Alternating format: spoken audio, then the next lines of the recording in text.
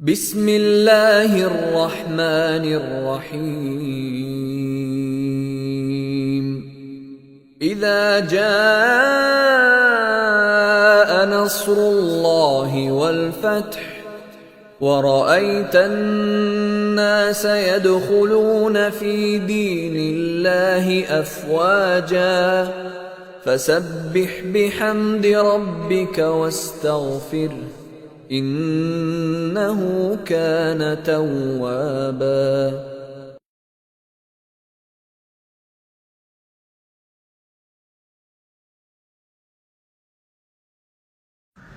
السلام عليكم ورحمة الله وبركاته. إن الحمد لله نحمده ونستعينه ونستغفره من يهده الله فلا مضل له ومن يضلله فلا هادي له وأشهد أن لا إله إلا الله وحده لا شريك له وأشهد أن محمدا عبده ورسوله أما بعد. கண்ணியத்திற்குரிய எல்லாம் உள்ள ஏக இறைவனின் நல்லடியார்களே, அல்லாஹுடைய மகத்தான பேரருளால் தமிழ்நாடு தௌஹீத் ஜமாத் பிரான்ஸ் மண்டலம் மற்றும் இங்கிலாந்து மண்டலத்தின் சார்பாக ஏற்பாடு செய்யப்பட்டிருக்கிற இந்த ரமலான் தொடர் உரையிலே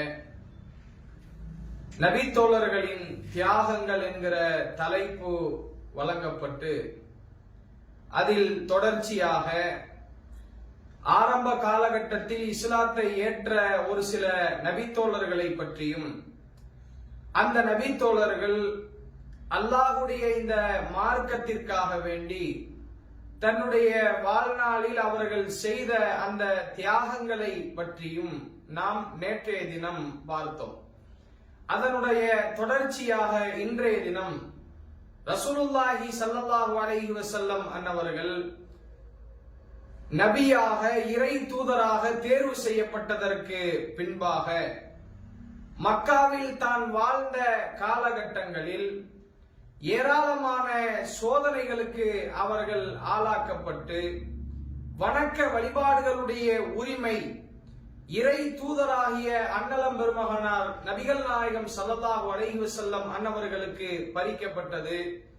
அவர்களோடு இஸ்லாத்தை ஏற்றுக்கொண்ட ஏராளமான நபித்தோழர்கள் தான் ஏற்றுக்கொண்ட அந்த கொள்கையை பகிரங்கமாக பேச முடியாமல், பிரச்சாரம் செய்ய முடியாமல், அல்லாஹுவை வணங்குவதாக இருந்தால் கூட ஏதேனும் ஒரு வீட்டிற்குள்ளே ஒளிந்து தொழக்கூடிய, திருமறை குர்ஆனை யாருக்கும் தெரியாமல் யாருடைய காதுகளிலேயும் விழுந்து விடாத அளவிற்கு திருமறை குர்ஆனை ஓதுவதாக இருந்தால் கூட ஆரம்ப காலகட்டத்தில் இஸ்லாத்தை ஏற்றுக்கொண்ட நபித்தோழர்கள் இந்த அளவிற்கு தன்னுடைய இஸ்லாத்தை மிகவும் ரகசியமாக செய்யக்கூடிய அளவிற்கு எதிரிகளுடைய ஆட்டம் இருப்பதை வரலாற்றிலே நம்மால் பார்க்க முடிந்தது.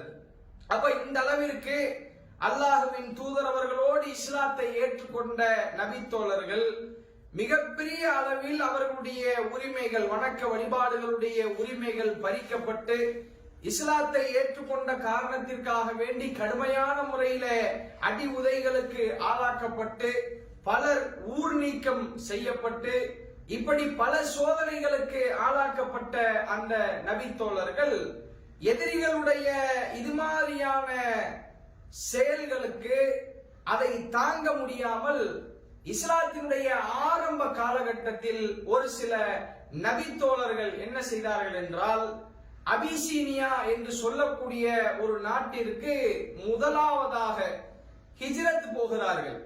அல்லாஹுடைய தூதர் அவர்களிடத்தில் வந்து ஒரு சிலர் கேட்கும் பொழுது ரசூலுல்லாஹி ஸல்லல்லாஹு அலைஹி வஸல்லம் அவர்கள் என்ன செய்கிறார்கள், ஒரு குறிப்பிட்ட நபித்தோழர்களுக்கு இன்றைக்கு எத்தியோப்பியா என்று அழைக்கப்படக்கூடிய, ஹபஷா என்று அழைக்கப்படக்கூடிய இந்த அபிசீனியா என்கிற பிரதேசத்திற்கு ஒரு கிறிஸ்தவ மன்னர் ஆளக்கூடிய இந்த நாட்டிற்கு ரசூலுல்லாஹி ஸல்லல்லாஹு அலைஹி வஸல்லம் அவர்கள் என்ன செய்கிறார்கள் என்றால், இங்கே உங்களால் உயிர் வாழவே முடியாது, இஸ்லாத்தை உங்களால் பேணி நடக்க முடியாது, பகிரங்கமாக தொழ முடியாது, திருமறை குர்ஆனை ஓத முடியாது, அதை நீங்கள் பிரச்சாரம் செய்ய முடியாது, உங்களுடைய எல்லா உரிமைகளும் பறிக்கப்படுகிற இந்த சூழலில் நீங்க இங்கே இருக்க வேண்டாம், நீங்க என்ன பண்ணுங்க, அபிசீனியாவிற்கு போய்விடுங்கள் என்று ஒரு சில நபித்தோழர்களுக்கு என்ன செய்கிறார்கள், முதலாக தான் பிறந்த நாட்டை விட்டு, தான் தொழில் செய்து வந்த நகரத்தை விட்டு,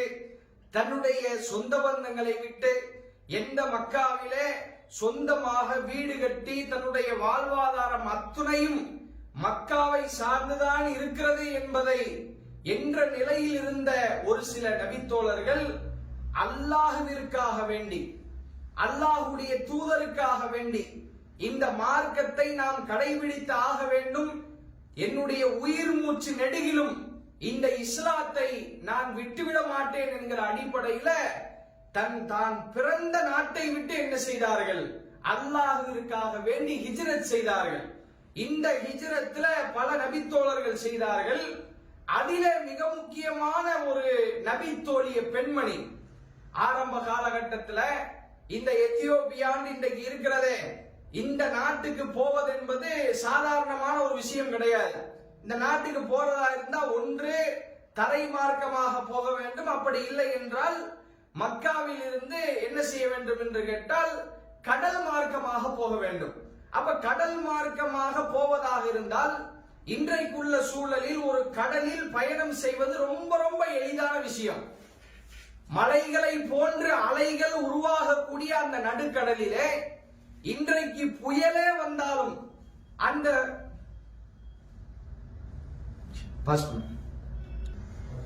அப்போ இன்றைக்கு நாம் கடலில் பயணம் செய்கிறோம் என்று சொன்னால் அந்த கடல் பயணம் இன்றைக்கு ரொம்ப ரொம்ப எளிதாக இருக்கிறது.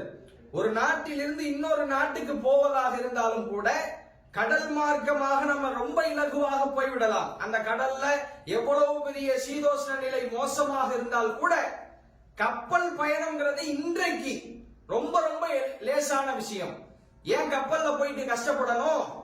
இன்றைக்கு இருக்கக்கூடிய சூழ்நிலையில ஒரு பிளைட்ல நாம டிக்கெட்டை போட்டு பல ஆயிரக்கணக்கான மைல் தூரம் இருக்கக்கூடிய ஒரு நாட்டிற்கு வான்வழி பயணமாக நாம் என்ன செஞ்சிடறோம், ரொம்ப லேசாக என்ன செய்து விடுகிறோம், போய் விடுகிறோம். ஆனால் அன்றைக்கு இருக்கக்கூடிய காலகட்டத்தில் மக்காவில் இருந்து இன்றைக்கு இருக்கக்கூடிய எத்தியோப்பியா நாட்டிற்கு நடைபயணமாக போவதாக இருந்தால் அதை கொஞ்சம் நாம் கற்பனை செய்து பார்க்க கடமைப்பட்டிருக்கிறோம். நடைபயணமாக போக இயலுமா? முதல்ல அல்லாஹ்விற்காக இங்க இருந்து உம்ராவுக்கு போறோமேங்க, அப்படி உம்ராவுக்கு போகும் பொழுது நாம தொங்கட்ட அடிக்கிறோமே, சஃபாவுக்கும் மருவாவுக்கும் மத்தியில சை செய்கிறோமே, அந்த நடையை கூட பல பேர்களால் தாங்க முடியலையே. ஆனால் அல்லாஹ்வுடைய மார்க்கத்திற்காக வேண்டி பல ஆயிரக்கணக்கான மைல் தூரங்கள் நடைபயணமாக போகக்கூடிய நபித்தோழர்களுடைய வரலாற்றை நாம் என்ன செய்கிறோம், வரலாறுகளிலே பார்க்கிறோம். அப்படி நடைபயணமாக போன சில சஹாபாக்கள் இருக்கிறார்கள். கடல் மார்க்கமாக கப்பல்ல தன்னுடைய உயிரை பணயம் வைத்து எத்தியோப்பியா நாட்டிற்கு கப்பலில் ஹிஜ்ரத் செய்த மக்களும் அந்த நபித்தோழர்களில் ஒரு சிலர் இருக்கிறார்கள். அந்த நபித்தோழர்களில் ஒரு பெண்மணி தான் அஸ்மா பின்த் உமைஸ் என்று சொல்லக்கூடிய ஒரு நபித்தோழிய பெண்மணி. ஒரு பெண்ணுக்கு இந்த ஒரு வீரம், ஒரு பெண்ணுக்கு கடல் மார்க்கமாக பல ஆயிரக்கணக்கான மைல்கள் பயணம் செய்யக்கூடிய அளவிற்கு தெம்பும் ஒரு தைரியமும் இந்த மார்க்கத்திற்காக வேண்டி அவர்கள் தன்னுடைய உள்ளத்திலே ஏந்திருக்கிறார்கள் என்று சொன்னால் இது மாதிரியான தியாகங்களை நம்மளால செய்ய முடியுமா? கொஞ்சம் கற்பனை செய்து பாருங்க. இந்த அஸ்மா பின்த் உமைஸ் என்று சொல்லக்கூடியவர்கள் தன்னுடைய வாழ்க்கையில் இஸ்லாத்திற்காக பல்வேறு தியாகங்களை செய்திருக்கிறார்கள். இவர்கள் யார்? ஜாஃபர் இப்னு அபி தாலிப் என்று சொல்லக்கூடிய ரசூலுல்லாஹி ஸல்லல்லாஹு அலைஹி வஸல்லம் அவர்களுடைய பெரிய தந்தையினுடைய மகனார், ஒரு வகையில அண்ணனுடைய மனைவி, ரசூலுல்லாஹ்வுடைய குடும்பத்துக்கும் ரொம்ப ரொம்ப நெருக்கமான உறவினராக இந்த அஸ்மா பின்த் உமைஸ் ரலியல்லாஹு அவர்கள் என்ன செய்கிறார்கள், வருகிறார்கள். இந்த அஸ்மா பின்த் உமைஸ் ரலியல்லாஹு அவர்கள் இஸ்லாத்தை ஏற்றுக்கொண்ட காரணத்திற்காக எதிரிகளுடைய அந்த மிகப்பெரிய தொல்லை தாங்க முடியாமல் அபிசீனியாவிற்கு கடலில் படகுல ஏறி அந்த படகை ஓட்டிக்கொண்டு அபிசீனியாவிற்கு ஹிஜ்ரத்தாக என்ன செய்கிறார்கள், போகிறார்கள். அது மட்டுமா, அபிசீனியாவுக்கு போய் சில காலங்கள் அங்கேயே தங்கி இஸ்லாத்தை அந்த ஊரிலே பேணி, அது மாத்திரம் இல்லாமல் இந்த அபிசீனியாவில் இருந்து மதீனாவிற்கும் என்ன செய்திருக்கிறார்கள், ஹிஜ்ரத் செய்திருக்கிறார்கள். அதனால்தான் பின்னொரு காலத்திலே ரசூலுல்லாஹி ஸல்லல்லாஹு அலைஹி வஸல்லம் அவர்கள் இந்த அஸ்மா பின்த் உமைஸ் ரலியல்லாஹு அவர்களை பற்றி சொல்லும்போது இவர்கள் 2 ஹிஜ்ரத் செய்த ஒரு பெண்மணி என்று நமக்கு அடையாளப்படுத்துகிறார்கள். நம்மளால செய்ய முடியுமாங்க? கொஞ்சம் சிந்திச்சு பாருங்க. அல்லாஹ்வுடைய மார்க்கத்திற்காக ஒரு அரை மணி நேரம் ஒதுக்கி நம்மால மார்க்க உரையை கேட்க முடியலையே. ஒரு பயான் நிகழ்ச்சி என்று அழைக்கப்பட்டால் எனக்கு வேலை இருக்கு, கடையில ஆள் இல்ல, நான் ரொம்ப டைட் ஷெட்யூல்ல ஓடிக்கிட்டு இருக்கிறேன், என்னால இந்த ப்ரோக்ராம்ல எல்லாம் நிக்க முடியாது, அதுல பங்கேற்க முடியாது என்று மார்க்க உரைகளில் ஒரு அரை மணி நேரத்தை நம்மால் தியாகம் செய்ய முடியவில்லையே. இந்த அஸ்மா பின்த் உமைஸ் ரலியல்லாஹு அவர்கள் அல்லாஹ்வுடைய மார்க்கத்தை இந்த தீனிலே, இந்த உலகத்திலே நிலைநாட்டுவதற்காக வேண்டி கடல் கடந்து ஹிஜ்ரத் செய்திருக்கிறார்களா இல்லையா? கொஞ்சம் சிந்தித்து பாருங்கள். நாம் அது மாதிரி அல்லாஹ்வுடைய மார்க்கத்திற்காக எவ்வளவு துளைவு செஞ்சிருப்போம், போயிருப்போம். கூட கூட போய் பார்த்தா இங்க இருக்கிற ஏதாவது ஒரு மாநாட்டுக்கு போயிருப்போம். ஒரு நாள் நாம செலவழிச்சிருப்போம்.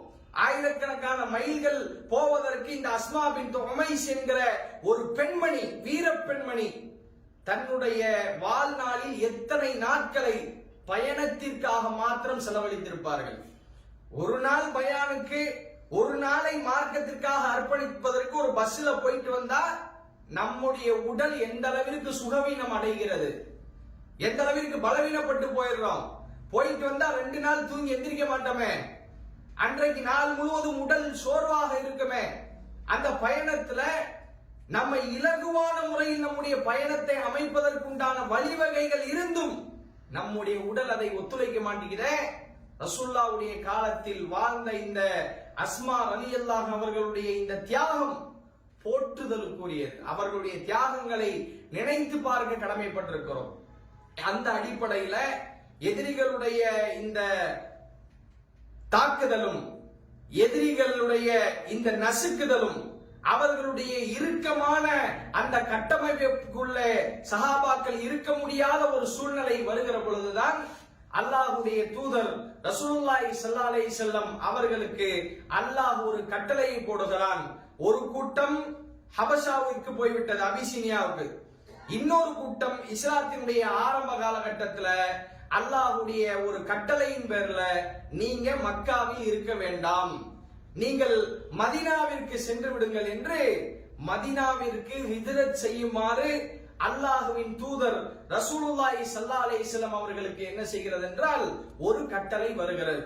அப்படி கட்டளை வந்த நிமிடத்திலேயே ரசூலுல்லாஹி ஸல்லல்லாஹு அலைஹி வஸல்லம் அவர்கள் தன்னுடைய தோழர்களுக்கு கட்டளை போடுகிறார்கள், நீங்கள் இந்த மக்காவிலே இருக்க வேண்டாம், உங்களுடைய இருப்பிடமாக, உங்களுடைய ஊராக நீங்கள் மதீனாவை ஆக்கிக் கொள்ளுங்கள், அங்கே நீங்கள் பாதுகாப்பாக இருக்கலாம், உயிரோடு இருக்கலாம், அங்கே நீங்கள் உங்களுடைய மார்க்கத்தை சுதந்திரமாக பேசலாம், அதை பரப்பலாம் என்று ரசூலுல்லாஹி ஸல்லல்லாஹு அலைஹி வஸல்லம் அவர்கள் தன்னுடைய தோழர்களுக்கு சொல்கிறார்கள். யாருக்கு போவதற்கு மனசு வரும்? கொஞ்சம் சொல்லுங்க பாப்பா. இன்னைக்கு நைட்டு, நாளைக்கு ஒரு பயான் நிகழ்ச்சி இருக்கு பாய், இன்னைக்கு நைட் போய் போஸ்ட் ஒட்டுங்க. சுத்தி 4 பேர் நிற்பாங்க. அந்த 4 பேர்ல 4 பேர் முன் வருவாங்களான்னு பார்த்தா கிடையாது. சாதாரண போஸ்ட் ஒட்டுகிற விஷயமாக இருந்தாலும் சரி, ஒரு நன்மையான காரியங்களில் பங்கெடுப்பதாக இருந்தாலும் சரி, அவர் வருவார், இவர் வருவார், பாய் வந்துருவாரு, ஒண்ணு கவலைப்படாதீங்க, இவர் பேசக்கூடிய நான் வரமாட்டேன், ஆனால் இவர் வருவாரு, அவர் வருவார் என்று மற்றவர்களை கை காட்டக்கூடிய மக்களுக்கு மத்தியிலே அன்றைக்கு வாழ்ந்த நபி தோழர்கள் எவ்வளவு பாரிய தியாகத்தை செய்திருக்கிறார்கள். சொந்த நாட்டை விட்டு இன்னொரு ஊருக்கு போவது சாதாரணமான ஒரு விஷயமா? அது எவ்வளவு உள்ளத்திலே வலிகளை தரும் என்பதை, அந்த வேதனையை அனுபவித்தால்தான் அந்த வலி நமக்கெல்லாம் புரியும். அன்றைக்கு வாழ்ந்த நபி தோழர்கள் ஹிஜ்ரத் செய்வதற்காக புறப்படுகிறார்கள். மீண்டும் மக்காவை இருப்பிடமாக நாம் ஆக்க முடியாது என்று தெரிந்தே அங்கிருந்து என்ன செய்கிறார்கள், மக்காவிலிருந்து அல்லாஹ்வுடைய கட்டளையை ஏற்று மதீனாவிற்கு ஹிஜ்ரத் செய்து போகிறார்கள். அப்படி போகக்கூடிய மக்களில் பல பேர்கள் உடல் சுகவீனம் அடைந்து அங்கே போகிறார்கள். இன்னும் ஒரு சிலருடைய வரலாற்றை நாம் படிக்கிறோம். சுப்ஹானல்லாஹ், ஒரு பெண் இந்த அளவிற்கு தியாகம் செய்வாளா என்று சிந்திக்கக்கூடிய அளவிற்கு இந்த ஹிஜ்ரத்ல பல பேர்களுடைய தியாகங்கள் என்ன செய்திருக்கிறது, மறைந்திருக்கிறது. அதுல ஒருவர் தான் அஸ்மா பின்த் அபீபக்கர் ரலியல்லாஹு அவர்கள். முன்னாடி நம்ம சொன்னது அஸ்மா பின்த் உமைஸ் ரலியல்லாஹு அவர்கள். இப்ப நம்ம பார்க்க போற மிகப்பெரிய தியாகி, இஸ்லாத்திற்காக தியாகம் செய்த மிகப்பெரிய ஒரு தியாகியினுடைய வரலாறு அஸ்மா பின்த் அபீபக்கர் ரலியல்லாஹு அவர்கள். இவர் யார்? ரசூலுல்லாஹ்வுடைய நெருங்கிய தோழர், இஸ்லாத்தினுடைய முதல் ஹலீஃபா என்று போற்றப்படக்கூடியவர், சுவர்க்கத்திற்கு நன்மாராயணம் சொல்லப்பட்ட அபூபக்கர் ரலியல்லாஹு அவர்களுடைய மகளார் தான் இந்த அஸ்மா பின்த் அபீபக்கர் ரலியல்லாஹு அவர்கள். அன்னை ஆயிஷா ரலியல்லாஹு அன்ஹா அவர்களோடு உடன் பிறந்த தோழியாகவும் இவர்கள் இருக்கிறார்கள். அவர் ரசூலுல்லாஹ்வுடைய ஃபேமிலிக்கும் ரொம்ப நெருக்கமான சொந்தமாக இவர்கள் வந்து விடுகிறார்கள். இந்த அஸ்மா பின்த் அபீபக்கர் ரலியல்லாஹு அவர்கள் அல்லாஹ்வுடைய ஹிஜ்ரத்துக்கான கட்டளை வந்தவுடனேயே அல்லாஹ்வின் தூதர் ரசூலுல்லாஹி ஸல்லல்லாஹு அலைஹி வஸல்லம் அவர்கள் பயணத்துக்கு தயாராகிறார்கள். பண்ட பாத்திரங்களை எல்லாம் எடுக்கிறார்கள், அணியக்கூடிய ஆடை, நாம போகக்கூடிய வாகனங்கள் எல்லாத்தையுமே தயார் பண்றாங்க. அப்படி தயார் பண்ணும் பொழுது உணவை எடுத்து செல்வதற்குண்டான பாத்திரம், சரியான பாத்திரம் இல்லை. அன்றைக்கு உள்ள காலகட்டத்தில் உள்ள பழக்கம் என்னவென்றால், உணவு பொருட்களை எல்லாம் ஒரு துணியில போட்டு என்ன செய்வாங்க, மடிச்சு எடுத்துட்டு போவாங்க. அதற்கு கூட ஒரு துணி கூட இல்லாத நிலையில ரசூலுல்லாஹ் தவிக்கும் போது மக்காவில் இந்த அஸ்மா பின்த் அபீபக்கர் ரலியல்லாஹு அவர்கள் வருகிறார்கள். தான் போட்டு இருந்த ஆடையை கிழித்து ஒரு பகுதியை ரசூலுல்லாஹ்ட்ட கொடுத்து, இதுல நீங்க உணவுப் பொருட்களை வச்சு எடுத்துட்டு போங்கன்னு வச்சு கட்டி அல்லாஹ்வின் தூதர் ரசூலுல்லாஹி ஸல்லல்லாஹு அலைஹி வஸல்லம் அவர்களை என்ன செய்கிறார்கள் என்று சொன்னால், ஹிஜ்ரத்துக்காக தயார்படுத்திய ஒரு மிகப்பெரிய தியாகியாக அஸ்மா பின்த் அபூபக்கர் ரலியல்லாஹு அவர்கள் இருக்கிறார்கள். இந்த நிலையில் இந்த ஹிஜ்ரத்துக்குண்டான அந்த அழைப்பு கட்டளை வந்த நேரத்திலே இவங்களுடைய நிலை என்ன தெரியுமா? உடல் நிலை எப்படி இருந்தது என்றால், நிறை மாத கர்ப்பிணியாக இருக்கிறார்கள். வயிற்றிலே பிள்ளையோடு நிறை மாத கர்ப்பிணியாக இருக்கிறார்கள் அஸ்மா பின்த் அபூபக்கர் ரலியல்லாஹு அவர்கள். கொஞ்சம் சிந்தித்து பாருங்கள், இன்னைக்கு உலகத்தில் கர்ப்பிணி பெண்ணாக இருக்கக்கூடிய ஒரு பெண் தன்னுடைய கணவனால், தன்னுடைய மாமியாரால், தன்னுடைய மாமனாரால், தன்னை பெற்றெடுத்த தாயால், தந்தையால், உலக மக்களால் எப்படி கவனிக்கப்படுகிறார், எந்த அளவிற்கு அவள் மீது இன்றைக்கு பாசம் பொழியப்படுகிறது. ஒரு கர்ப்பிணி பெண்ணா அவளை வெயில்ல நடக்க விட கூட மாட்டாங்க. ஆட்டோவில் போகும் பொழுது கூட டிரைவர்கிட்ட சொல்லுவாங்க, கொஞ்சம் பார்த்து பதனமா போப்பா, பயணத்துல போறோம், நிறை மாத கர்ப்பிணியாக இருக்கிறாள், மேடு பள்ளம் பார்த்து போன்னு சொல்லுவாங்க. ஏன்? ஏதாவது ஒரு அவசகுணமான ஒரு நிகழ்வு நடந்துவிடக் கூடாது என்பதற்கு இப்படியான வார்த்தைகள் எல்லாம் சொல்லப்படும். பிள்ளையை வயிற்றிலே சுமப்பதற்கு முன்பாக வரைக்கும் வீட்டின் வேலைக்காரியை போன்று மாமியார் பார்ப்பார். அதே பிள்ளை தன்னுடைய மகனுடைய பிள்ளையை வயிற்றிலே சுமந்திருக்கிறார் என்பதற்காக நீ உட்காருமா, நான் வேலை பார்க்கிறேன்னு சொல்லுவாங்க. அந்த அளவிற்கு கர்ப்பிணி பெண் மிகவும் கவனமாக இந்த உலகத்திலே நடத்தப்படுகிறாளா இல்லையா? சாதாரண ஆட்டோ ஓட்டுறவன் கூட தமிழ்நாட்டை பொறுத்த வரைக்கும் பிரசவத்திற்கு இலவசம் எழுதி வச்சிருக்கிறார். ஏன்? அந்த பிரசவ வலியை அனுபவிக்கக்கூடிய அந்த பெண்ணுக்கு அந்த அளவிற்கு மரியாதை இன்றைக்கு உலகத்தில் கொடுக்கப்படுகிறதா இல்லையா? அவள் ஒரு குழந்தையை போன்று பார்க்கப்படுகிறாளா இல்லையா? இந்த நிலையில்தான் அஸ்மா பின்த் அபூபக்கர் ரலியல்லாஹு அவர்கள் இருக்கிறார்கள். ஹிஜ்ரத்துக்கான அழைப்பு வருகிறது. சாதாரண ஒரு மனிதனுடைய புத்தி என்ன சொல்லும்? இங்கே இருந்து பிள்ளையெல்லாம் பெத்துட்டு, நம்ம ஊர்ல சொல்லுவாங்களே 40 எல்லாம் முடிச்சிட்டு அதுக்கப்புறம் பயணம் பண்ணலாம். இதுதானே ஒரு மனிதன் யோசிக்கக்கூடிய விஷயம். தன்னுடைய உடல் நலத்தின் மீதும் அக்கறை எடுத்து தன்னுடைய பிள்ளைக்கும் அது பாதிப்பாக அமைந்துவிடக் கூடாது என்பது என்பதுதான் ஒரு பெண்ணுடைய மனநிலையாக இருக்கும். ஆனால் அல்லாஹ் கட்டளை போட்டு விட்டான். மக்காவில் இருந்து ஹிஜ்ரத் செய்ய வேண்டும் என்கிற கட்டளையை இறைவன் போட்டுவிட்டான் என்பதற்காக அல்லாஹ்வுடைய சொல்லுக்கு எப்படி செவிமடுக்கிறார்கள் என்று பாருங்கள். நிறைமாத கர்ப்பிணியாக இருந்தாலும் கூட மக்காவில் இருந்து இந்த அஸ்மா பின்த் அபூபக்கர் ரலியல்லாஹு அவர்கள் கிளம்புகிறார்கள், பயணம் மேற்கொள்கிறார்கள். இன்னைக்கு இருக்கிற மாதிரி ஏசி கார் எல்லாம் கிடையாது, எமர்ஜென்சிக்கு ஆம்புலன்ஸ் எல்லாம் கிடையாது, இன்னைக்கு இருக்கிற மாதிரி பைபாஸ் ரோடு எல்லாம் கிடையாது. பாலைவன மணலிலே அவர்கள் பயணம் செய்தாக வேண்டிய ஒரு சூழ்நிலை இருக்கிறது. கிளம்பி போறாங்க.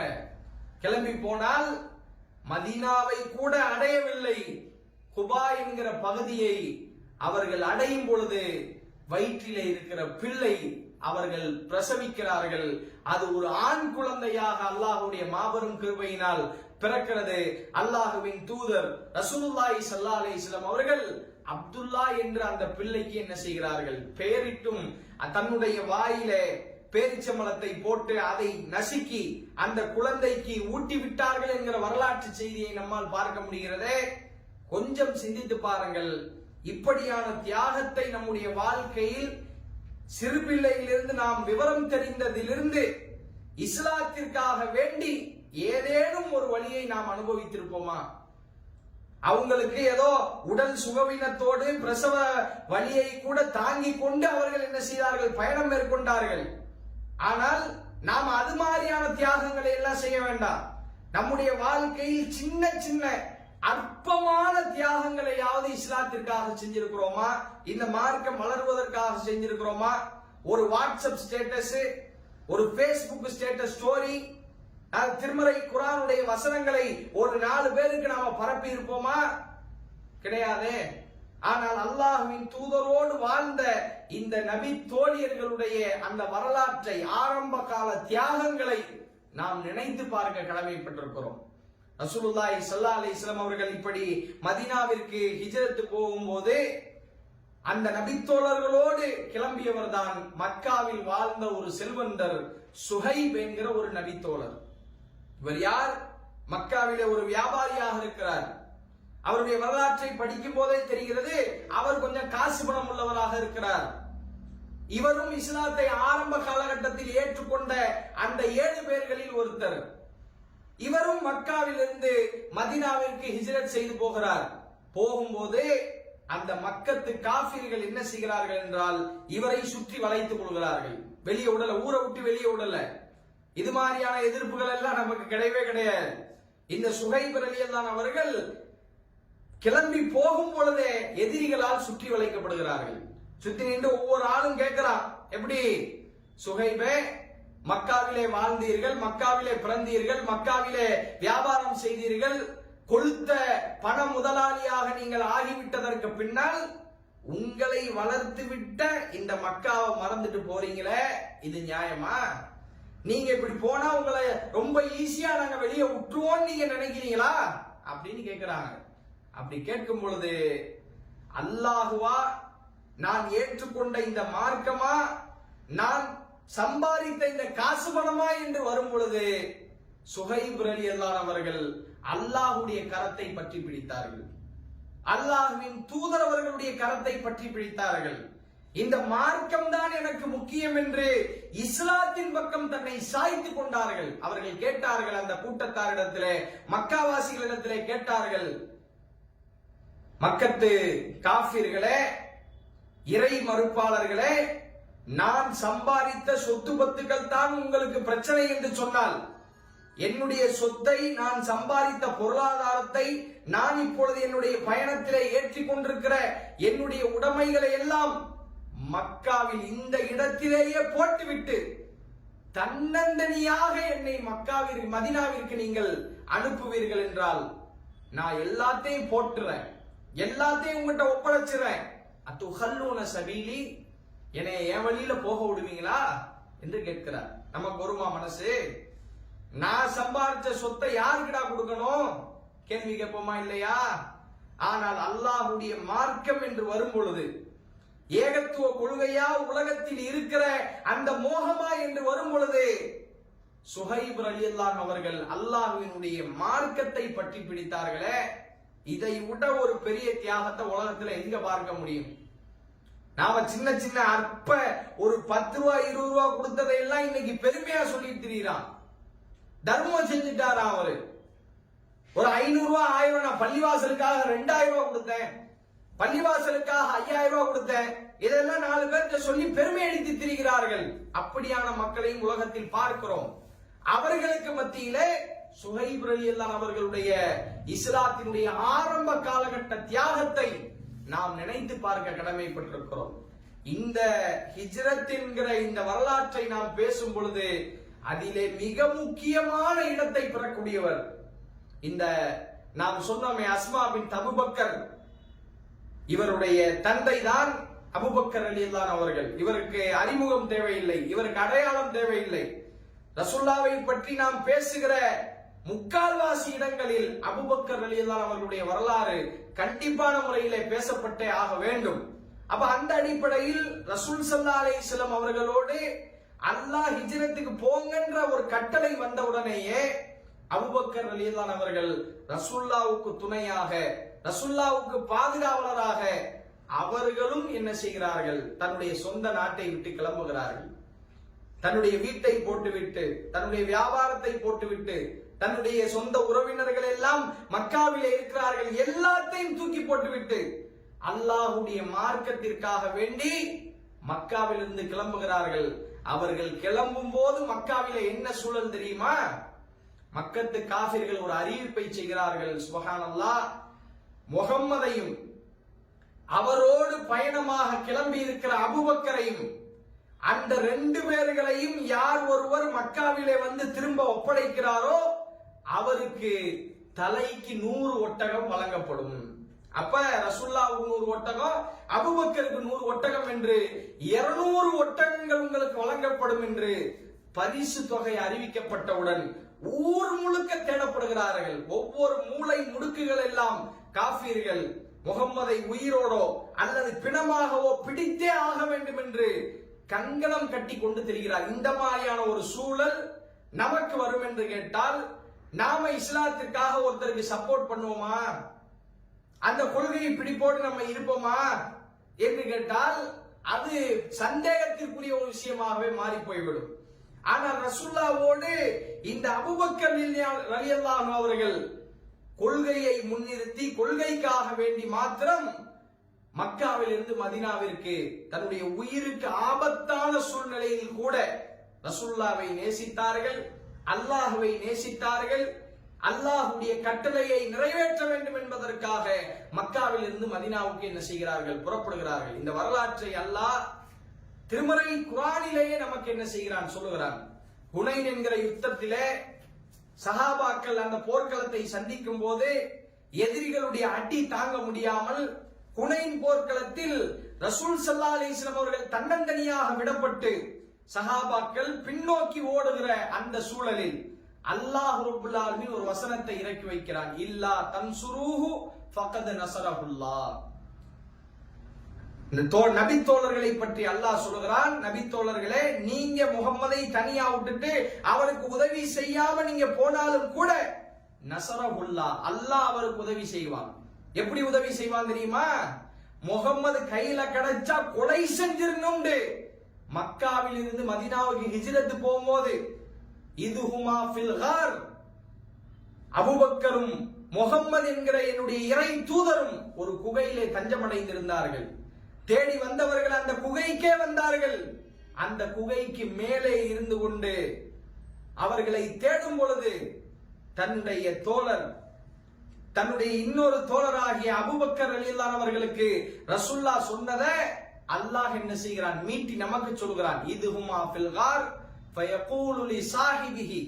இந்த தூதர் தன்னுடைய தோழருக்கு சொன்னார், லா தஹ்சன், அபூபக்கரே நீங்க பயப்படாதீங்க, கொஞ்சம் எட்டி பார்த்தா அல்லாஹ்வுடைய தூதரை நம்மளை பார்த்து விடுவார்கள் என்று அபூபக்கர் சொல்லும் போது இந்த தூதர் சொன்னார், லா தஹ்சன், நீங்க பயப்படாதீங்க, இன்னல்லாஹ மஅனா, அல்லாஹ் நம்மோடு இருக்கிறான் என்ற அந்த வார்த்தையை சொன்னதை அல்லாஹ் ரப்பல் ஆலமீன் என்ன செய்கிறான்? திருமறை குர்ஆனில் என்ன செய்கிறான்? நமக்கு சொல்கிறான். அப்ப இந்த அளவிற்கு உயிரை துச்சமாக மதித்து ஆரம்ப காலகட்டத்தில் செய்யப்பட்ட அந்த தியாகங்கள் தான் இஸ்லாத்தினுடைய வளர்ச்சிக்கு மிக முக்கியமான பங்களிப்பாக இருந்தது, மிக முக்கியமான காரணமாக இருந்தது.